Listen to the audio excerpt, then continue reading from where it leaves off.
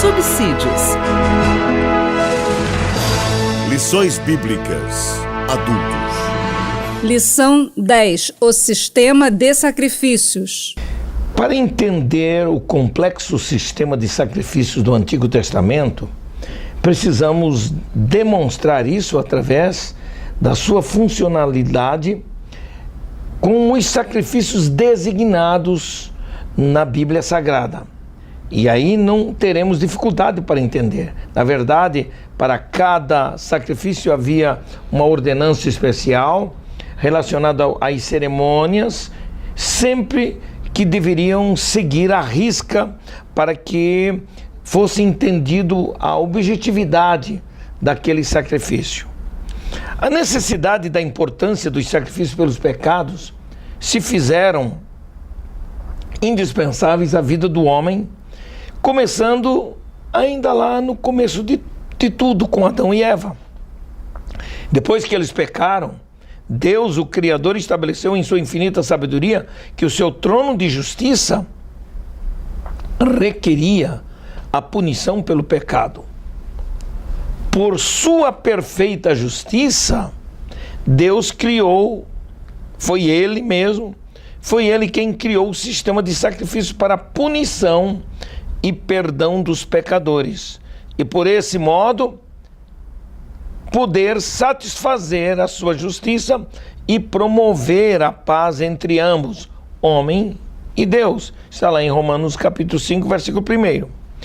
O sistema de sacrifícios adotados, especialmente por Israel, o povo que passou a representar os interesses de Deus na face da terra, antes de ser uma ideia de Moisés, foi um sistema ordenado por Deus. E ele foi colocado na mente e no coração de toda a vida da nação israelita. Os livros de Êxodo e Levítico, especialmente, foram os livros que apresentam com precisão as práticas dos sacrifícios a Deus pelos pecados do povo. Os sacrifícios e ofertas geralmente eram tomadas tanto do reino vegetal como do reino animal. Do reino vegetal, empregavam-se alguns alimentos como farinha, cevada, trigo, bolos, incensos, e as libações eram feitas com vinhos nas ofertas de bebidas, por exemplo. Do reino animal, trazia-se bois, cabras, carneiros e pombos. Não se ofereciam peixes e nem sacrifícios humanos. Está lá em Levítico 18, 21. Os 7 primeiros capítulos levíticos, por exemplo, nos falam de 5 tipos de ofertas ou de sacrifícios para se chegar ao sacrifício supremo, que foi o sacrifício de Cristo. Geralmente em Israel, esse sacrifício supremo para Israel era o que acontecia uma vez por ano no grande dia da expiação. Em termos de tipologia bíblica, as 5 ofertas, sem falar na oferta do grande dia da expiação, todas apontam para Jesus, o Filho de Deus, aquele que se fez carne para identificar-se com os homens e que fez o sacrifício maior na cruz do Calvário. Cada uma das ofertas constitui figura do sacrifício maior e único que o Senhor Jesus Cristo realizou no Monte Caveira, no Monte do Calvário. Para entender toda a funcionalidade, todo esse complexo sistema, devemos entender começando pela chamada oferta voluntária, que também tinha o nome de holocausto. Lá em Levíticos 1 e 2 nos fala sobre isso. As ofertas levíticas eram essenciais sem dúvida, tipologicamente falando, para representar a obra de Cristo. Cada tipo de oferta era relativa às prescrições divinas em termos de qualidade e de natureza dessa oferta. A primeira de todas as ofertas tinha um caráter vicário, e a partir de então, todas as demais ofertas dependem dessa primeira oferta. Ora, não se podia oferecer uma oferta pelo pecado, a menos que houvesse sido feita uma oferta de expiação. Não se oferecia uma oferta de paz, a menos que se tivesse sido feita uma oferta expiatória. 3 das primeiras ofertas eram voluntárias e as outras 3 eram obrigatórias. Já dissemos em capítulo anterior que o altar de holocaustos é o mesmo utilizado para as outras ofertas feitas com fogo. Esse altar tinha na sua estrutura interna madeira de cetim ou acácia recoberto com bronze. Havia uma grelha ou uma tela de bronze colocada no fundo desse altar para assar as carnes ou para queimá-las.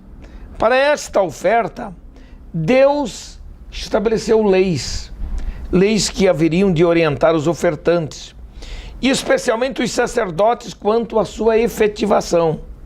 Os rituais seriam executados pelos sacerdotes, Arão e seus filhos, nos dias de Israel. E por isso, o fogo do altar deveria ser mantido o tempo todo aceso. As ofertas de holocausto eram chamadas ofertas queimadas, porque o animal oferecido era queimado por inteiro até virar cinza. Está lá em Levíticos 6, 12 e 13. A palavra holocausto no hebraico, olá, significa levantar, fazer subir, ou aquilo que acende. Era, na verdade, esse altar, uma peça impressionante, porque era uma peça quadrada, em forma de baú, e era cheia de terra até a metade. Nos seus 4 cantos haviam 4 chifres, ou 4 pontas, cobertas com bronze, ou cobre, os quais significavam segurança e autoridade. Quando o sacerdote colocava a vítima do sacrifício sobre o altar, o cheiro suave do sacrifício subia para o ar, para que o mesmo subisse para o alto as narinas de Deus, uma linguagem figurada e antropomórfica em relação a Deus. Este é um modo de se referir a Deus, atribuindo ele coisas típicas dos humanos. Os holocaustos eram oferecidos cada manhã e ao cair da tarde.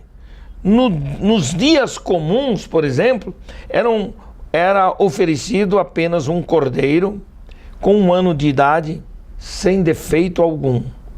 Aos sábados eram oferecidos 2 cordeiros, um pela manhã e outro pela tarde. Os animais oferecidos podiam ser também, às vezes, um boi, uma ovelha, uma cabra, pombinho ou até mesmo rola, de acordo com as posses de cada ofertante. Cada um desses animais, na verdade, tipifica o sacrifício de Jesus. Um deles muito interessante é o boi serviçal, porque Jesus foi chamado servo de Jeová, e uma das tipologias relacionadas ao boi é o do serviço, do animal que serve. A oferta geralmente era voluntária, da própria vontade do ofertante, e tinha por objetivo aproximar-se de Deus para conquistar a sua aceitação. Quando o sacerdote imolava o animal perante os olhos do ofertante, o mesmo, ou seja, o ofertante, colocava as mãos sobre o animal, dando a entender que aquele animal para o sacrifício era o seu substituto. A aceitação do ofertante dependia da aceitação da oferta perante o Senhor. O animal era imolado fora da tenda e depois era conduzido ao altar de holocaustos. O sacerdote ordenava ao ofertante a colocar suas mãos sobre a cabeça da vítima sacrificada, e por esse modo o ofertante estava de fato transferindo sua posição de pecador arrependido para o animal sacrificado. O animal inteiro, com exceção do seu sangue, era queimado, e a fumaça do holocausto subia como ato consagratório ao Senhor. O próprio ofertante, e com a ajuda dos levitas, tinham que degolar a sua vítima. O sacrifício de Cristo, por exemplo, como holocausto, foi uma oferta agradável ao Pai. E 2 textos na Bíblia exprimem essa verdade. Um está em Efésios 2, 5 e 2, quando diz: Cristo nos amou e se entregou a si mesmo por nós em oferta e sacrifício a Deus em cheiro suave. Lá em Hebreus 9,14 diz mais: pelo Espírito Eterno se ofereceu a si mesmo imaculado a Deus. O que é que nós entendemos nisso? Que o mérito infinito do seu sacrifício é atribuído por Deus ao pecador que recebe a Cristo por Salvador e Senhor da sua vida. Esse é o caso da oferta de manjares, da oferta de holocausto. A oferta de manjares era também uma oferta voluntária. E esta oferta tinha um caráter especial, porque representava a gratidão do hebreu em poder tirar da fecundidade da terra os cereais comestíveis e oferecê-los ao Senhor como um sacrifício de manjares. Era a consagração do fruto do trabalho do crente. Enquanto que na oferta de holocausto, nós vemos a Cristo pessoalmente entregando-se inteiramente para a satisfação do plano de salvação projetado pelo Pai. Nós vemos na oferta de manjares a tipificação de Cristo na formosura do seu caráter. Essa oferta podia ser crua ou cozida, só não podia conter mel nem fermento, está lá em Levítico 2 e 11. A oferta da flor de farinha, o trigo especialmente, fazia parte da dieta alimentar do povo judeu. Por ser um produto da terra que representava o trabalho e suor do homem, o trigo era um tipo perfeito de Cristo. E isto é muito importante a gente considerar. O mel, a despeito da sua doçura e de ser agradável ao paladar, era um produto proibido, por ser produto da extração de árvores e ervas, que produzia acidez, criando e causando fermentação. Por isso o mel era proibido. Tipologicamente, nós vemos 2 aspectos interessantes sobre o mel. O mel, por ser produto da erva do campo e das árvores, compara-se à glória do homem. Por outro lado, positivamente, o mel pode ser uma representação da doçura da palavra de Deus. Toda oferta de manjares continha azeite, que é tipo do Espírito Santo. A mistura de farinha fina com azeite simbolizava a obediência de Cristo até a morte. O sacerdócio do crente no Novo Testamento se alimenta de Jesus Cristo. O azeite é tipo do Espírito Santo e as suas múltiplas operações na vida de Cristo, e quando o homem, principalmente. O azeite é, pois, um símbolo da unção do Espírito Santo. Quando o ofertante trazia a sua oferta, além dessa oferta de vegetais ser santificada, o sacerdote tinha direito a tomar parte nesta oferta, com todo o incenso, e o queimava sobre o altar com o cheiro suave ao Senhor. Para quem o comia, precisava ter vida santa para comer dessa oferta. Essa oferta era também oferecida na chamada festa das primícias. Era uma oferta que se compunha de grãos novos, macios, e dizia respeito à primeira colheita que se fazia e envolvia toda a adoração de quem ofertava. Que lições aprendemos com isto? E como pode ser aplicada à vida cristã hoje? Nós somos chamados pelo apóstolo Pedro em sua epístola de sacerdócio real. E nós aprendemos que Deus nos dá toda a provisão espiritual que precisamos para o fortalecimento da vida cristã cotidiana. Por isso, a fragrância dessa oferta é a fragrância do Filho de Deus, que subiu ao Pai e que nos convida a que participemos do banquete espiritual, Cristo mesmo é esta nossa porção. E por isso nós devemos e precisamos buscar a santidade para tornar-nos aptos a participarmos do alimento espiritual que Ele nos dá. A outra oferta é a chamada oferta do sacrifício pacífico. Essencialmente, é chamada oferta de paz. Era uma oferta de gratidão, um modo especial de estabelecer comunhão com Deus. Nesse sacrifício do animal oferecido, tanto o sacerdote quanto o ofertante podiam comer da carne do animal imolado. A oferta significava, literalmente, um presente oferecido a Deus, denotando que o ofertante está em comunhão com Deus e está feliz. O ofertante imolava o animal, tirava as porções especiais, separando-as do sangue e da gordura do animal. E toda a obra de Cristo, meu caro professor, deve ser ensinada assim, em relação com a paz com Deus, é expressa na oferta de paz. Outra grande lição que nós aprendemos é quanto ao entendimento de que Cristo foi a nossa oferta pacífica para com Deus, pois Ele se fez propiciação, expiação e ao mesmo tempo reconciliação.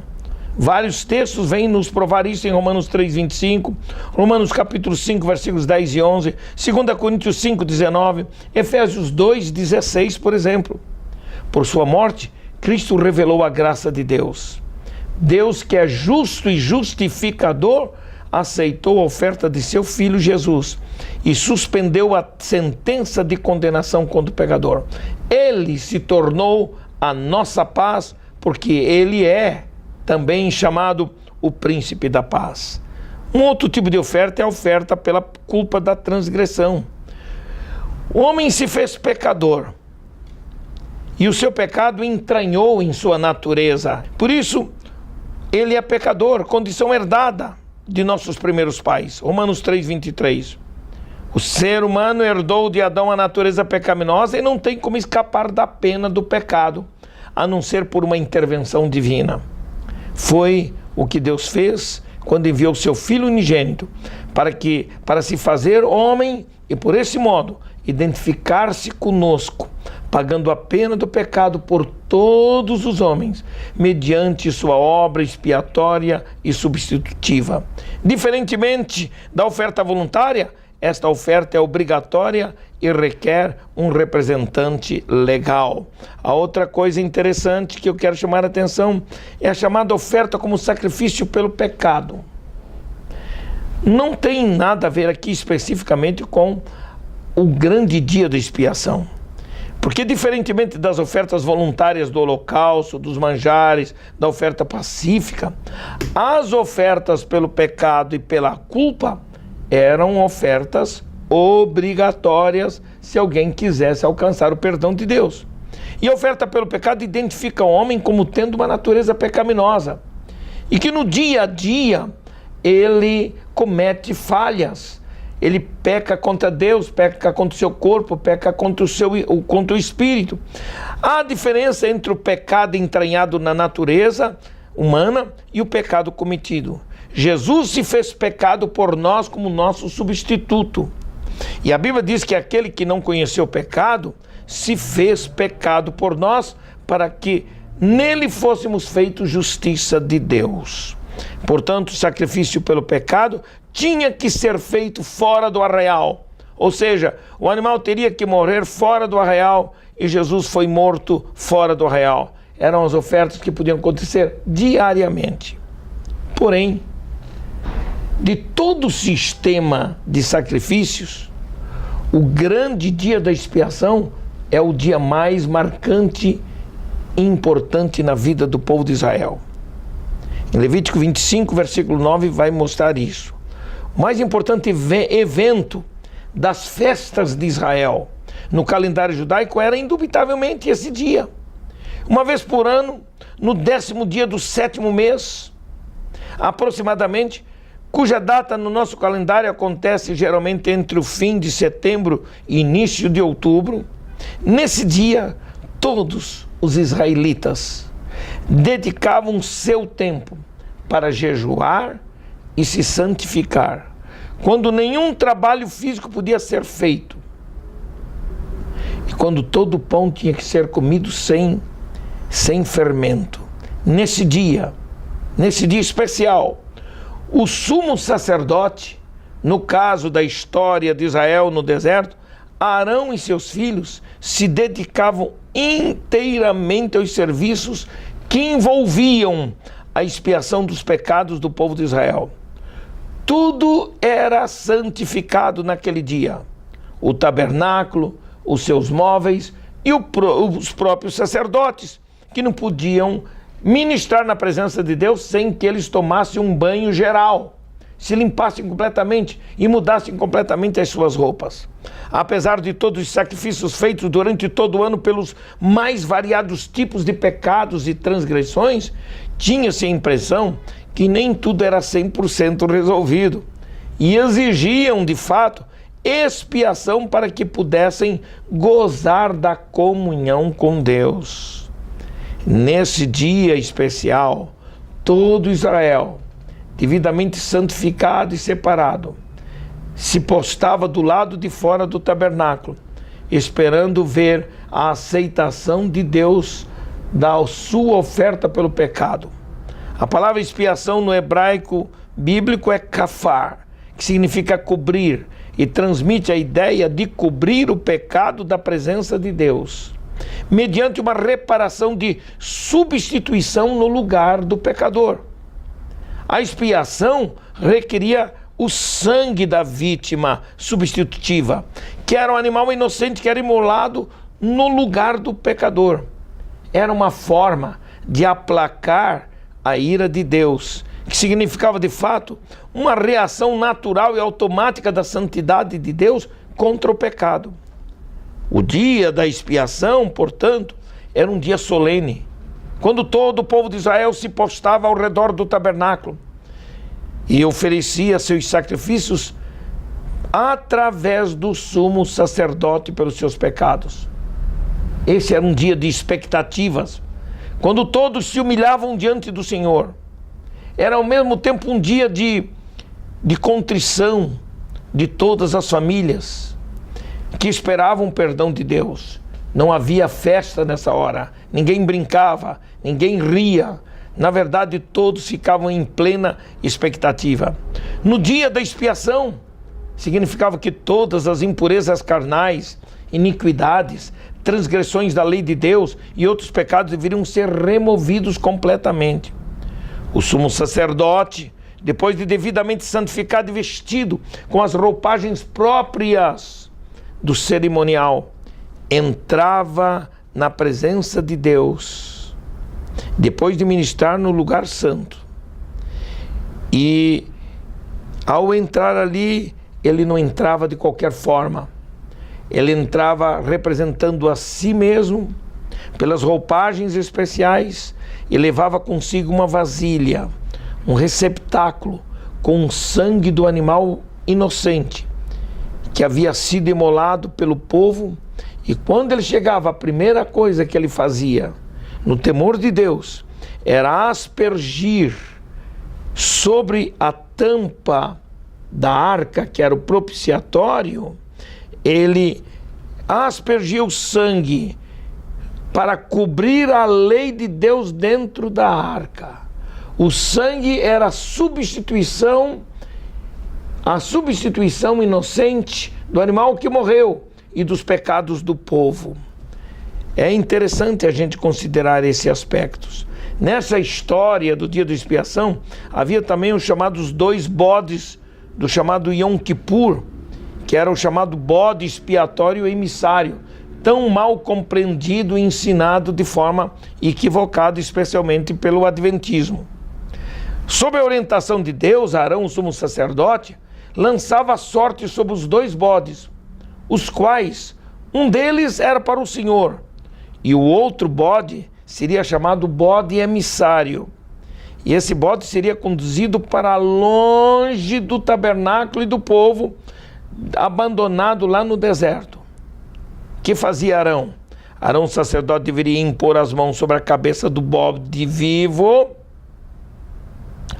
e sobre ele confessar todas as iniquidades e transgressões de Israel e seus pecados, e depois tomá-lo pelos chifres, e dos seus levitas levavam para bem longe no deserto, indicando e simbolizando que levava para longe da vida de Israel e do povo de Israel. Todas as iniquidades de Israel eram levadas para bem distantes. Isso era o bode vivo. Depois de lançar a sorte sobre os dois bodes, um seria para o Senhor e o outro seria para Azazel. Azazel é um nome que pode ter várias interpretações. É uma palavra que vem das raízes hebraicas, bode, ou azai, voltar-se, virar-se. A maioria dos rabinos judeus entendia que Azazel era o local onde o bode era enviado no deserto. A crença de que Azazel se referia a um demônio também vem da tradição da cabala judaica, que diz que Israel era salvo das astúcias do diabo quando este bode era enviado. É claro que não é isso que a Bíblia ensina e não é o que nós entendemos. Existem alguns teólogos que até interpretam esse bode emissário como sendo o diabo. É outro equívoco enorme, o que se constitui um contrassenso, pois seria o mesmo que afirmar que o diabo também levaria os nossos pecados sobre si para o deserto. Isso não é verdade. Alguns se referem a esse bode como um demônio do deserto, mas na doutrina cristã essa interpretação é inaceitável, pois Jesus, quando se fez o bode expiatório, cumpriu todas as exigências da justiça do Pai. E o bode emissário tão somente era um símbolo do distanciamento de todas as iniquidades e pecados do povo com esse bode vivo lá no meio do deserto. Então é muito importante a gente entender, aqui no dia da expiação, chamado dia do Yom Kippur, que é identificado nas festas judaicas como o dia do perdão, o dia de perdão de Yahvé, de Jeová ou Javé, mediante o sacrifício de expiação que se fazia naquele dia.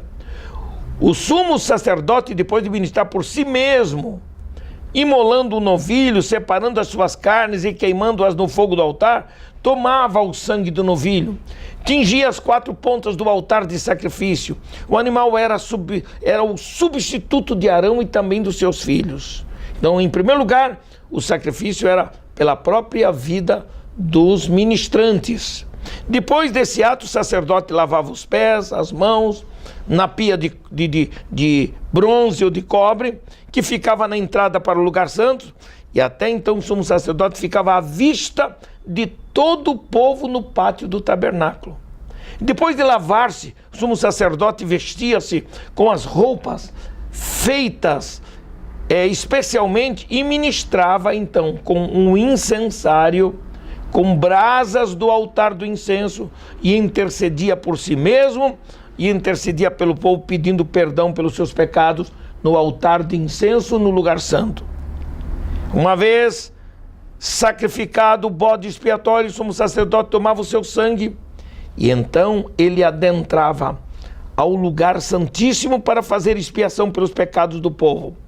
Chegando diante da arca da aliança e o seu propiciatório, aquela tampa especial que cobria a lei do Senhor, o sacerdote então aspergia o sangue da expiação nas 4 pontas da arca. Não havendo nenhuma rejeição da parte de Deus, significava que a oferta pelo pecado havia sido aceita e o povo então podia glorificar a Deus. Isso acontecia quando, uma vez ministrada a expiação lá no lugar santíssimo, o sacerdote saía para fora, e quando o povo via a face do sumo sacerdote, que ele estava vivo, então o povo fazia festa, o povo glorificava a Deus, porque Deus aceitou a sua oferta e o perdão dos seus pecados. É bom a gente aprender esses detalhes. Nessa oferta pelo pecado, a expiação foi feita por Jesus Cristo, que se tornou o nosso substituto, E o seu sacrifício foi feito no Calvário. Ele foi a oferta pelo pecado de todo mundo. Que Deus lhe abençoe no entendimento dessa lição, na compreensão das verdades inseridas neste assunto, e que os seus alunos entendam isso de um modo especial. Que Deus lhe abençoe. Até a próxima aula, permitindo o Senhor.